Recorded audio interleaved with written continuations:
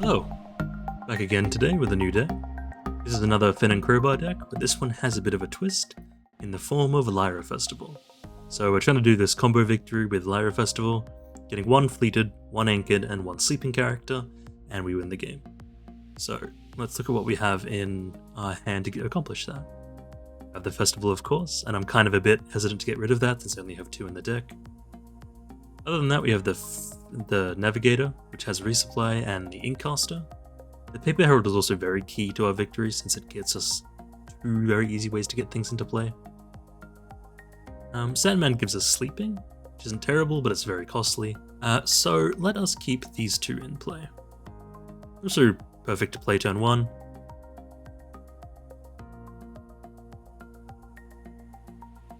So this deck is kind of a bit interesting to play because you don't actually want to win. And that's kind of a weird thing to say, but like basically you don't care about the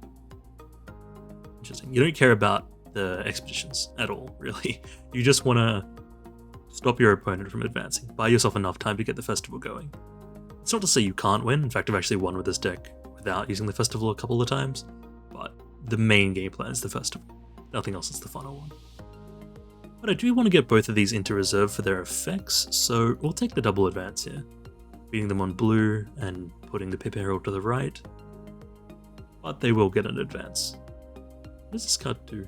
Next card you play from your hand this turn activates its effect. Very cool. Honestly, I really like Sierra and Oddball. I think she's one of the coolest concepts to me in Axiom. The other two are very straightforward, very strong abilities, but I don't think they're that interesting. Whereas I think Sierra and Oddball is very cool at having just the ability to play out landmarks constantly. Now, the sad thing about her is that she has that 3 hand cost clause and has to be a 3 cost permanent. She actually didn't have that in early print and plays, and she got a lot worse with that addition of the 3 cost. The main reason is a lot of the things that I think she was even built around playing, like the Jammer, which has an effect when it leaves play and enters play, obviously would be very good with her, is not 3 costs, so it doesn't work with her.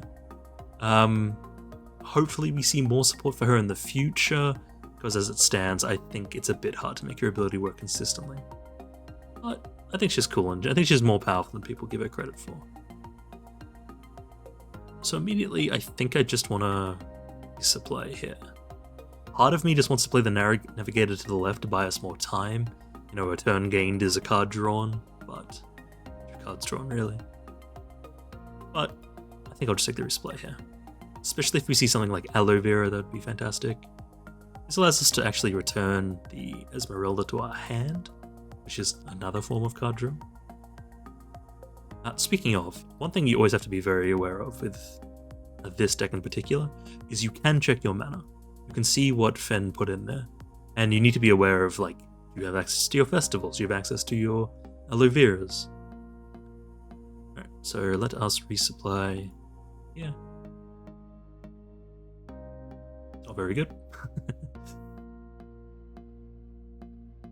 Bastion is interesting. Never seen the Axiom Bastion before get played, but it does on the surface seem very powerful. Axiom has a lot of really good resupply effects. From reserve effects, I should say. And getting to activate them early / twice seems good. Could definitely see them slamming that as well. Fortunately, neither of these represent water. They could just be happy here with the single advance. I hope they are.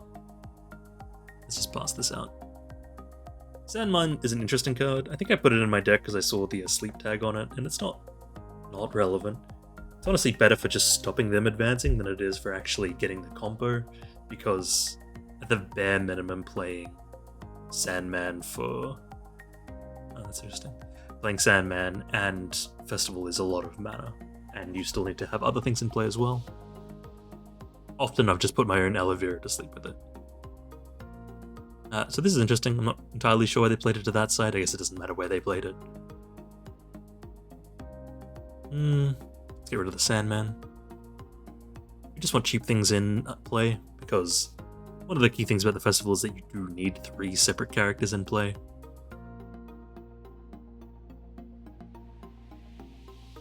Nothing too interesting this turn. No forms of card draw to set up.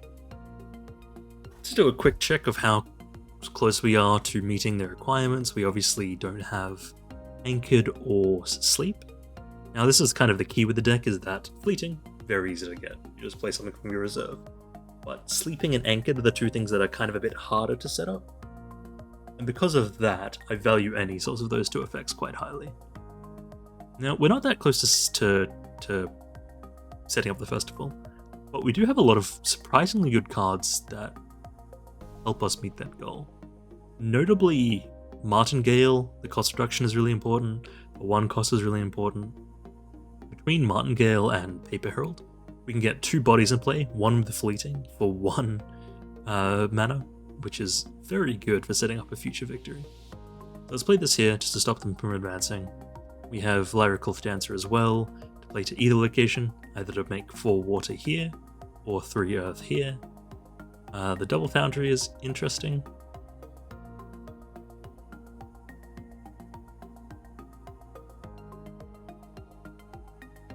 I suppose something that I don't consider is that from their perspective, they're trying to beat me. Like, they're trying to stop me from winning the game. Which, fair enough, I understand that. But from my perspective, I don't care about winning the game. I just wanna get my combo off. Play this here, not to do anything, put Fleeting on a token, which is always quite funny. But just want to stop them being able to play this to get a free advance. Boom is scary. It obviously threatens to delete any Anchored thing or Sleeping thing I leave in play, but it's not that scary. Generally, I'll try and win in 1 turn. And generally okay, here's actually something that I found very key about the combo, is that your combo comes out slowly. Like, you just play a random thing somewhere. You play a second random thing somewhere. You maybe anchor or put one of your guys to sleep.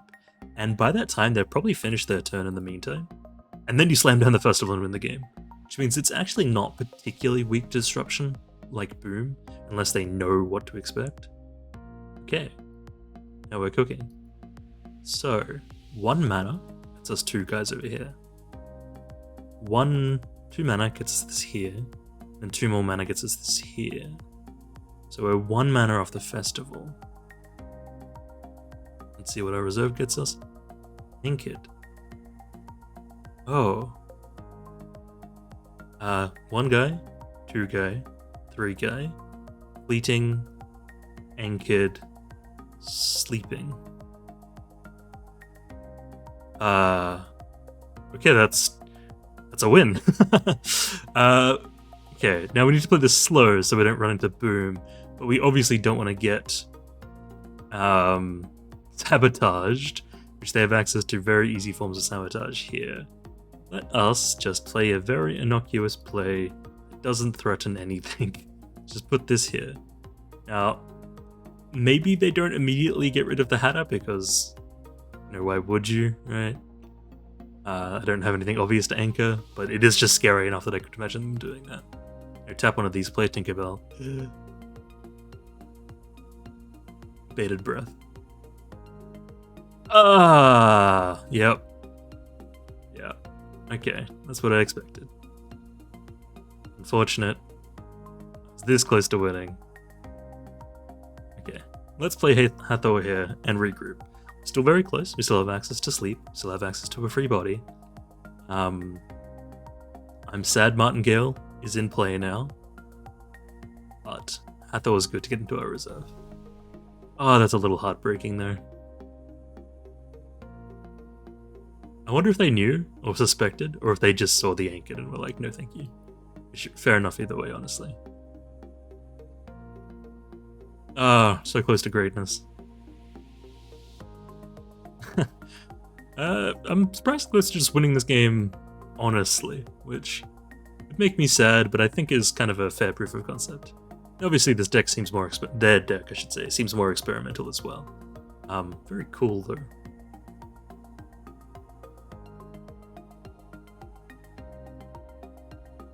Let's see what else they do with that turn. I'm also really glad to have this in hand. Whenever you get a festival into reserve, it kind of tips your hand very obviously, and suddenly they're very on the lookout for your tricks. Boom. Huh. Okay, yeah, I'm not upset to see that. What did they boom? They boomed the Tinkerbell. It kind of gave me an advance to stop my advance.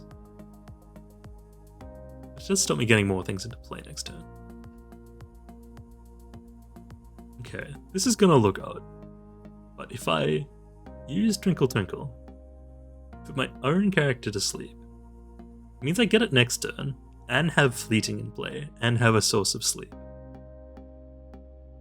And have a cost reduction if I need that as well.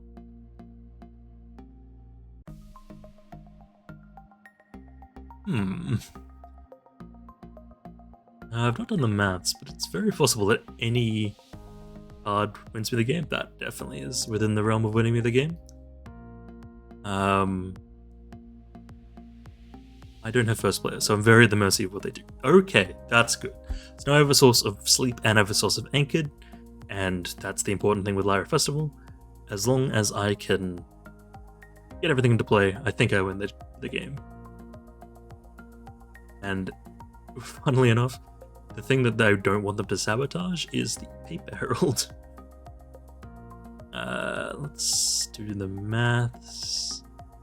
Just want to put this into play here. Yep. This is again what I talked about earlier. You want to play slow with Lyra Festival. You want to let them expend all their resources and then play this last. So we have the ability to play very slow this turn. Let's play the second Paper Herald. Okay, they're basically out of mana at this point. I'm very likely to turn this into a win. Let's play this Paper Herald. Alright, we don't want to play that. The reason if we don't want to play that is because if we do play this, and they sabotage the Twinkle Twinkle, I don't have enough mana to win. So let us anchor, I don't know, this one. And then play Paper Herald. Funnily enough, I think it's actually possible this turn that we could have got all three into play and we don't need to use this top effect, but better safe than sorry. Alright. Anchored, Fleeting, using this effect to give the last Herald sleep. GG.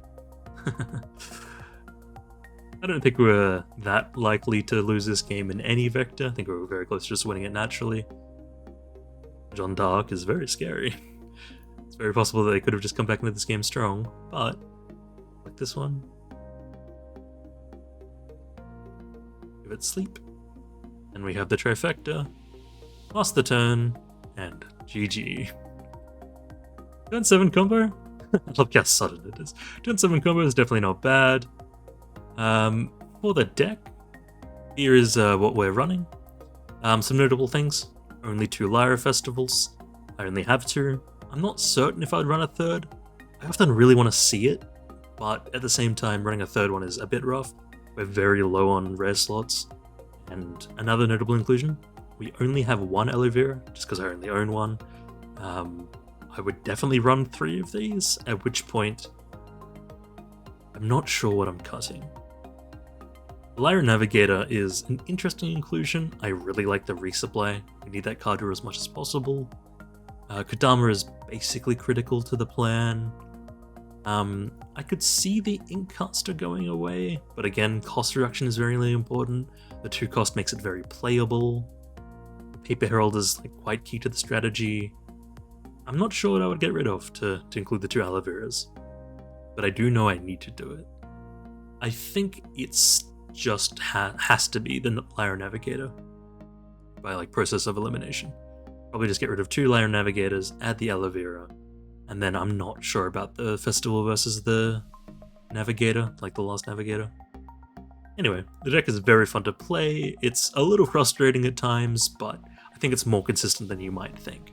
I have a 6-turn victory with it that I might put up on screen if I can, and other than that, it's been fun to try and get it to work. I've won a few games without it just by playing value Fen stuff, but either way, it's been a fun one, and my hope is that Lyra Festival is good but not great. It's a threat and a possibility and something you have to think about, but it's not consistent enough to just be, you know, every game is won by a Lyra Festival. Anyway, thank you for coming along on another kind of weird, crazy deck. Not the strongest deck to show it against, but, you know, they played well. It's a cool deck. They were trying something new out. I really respect it. Anyway, I hope you have a good day. Thank you for watching.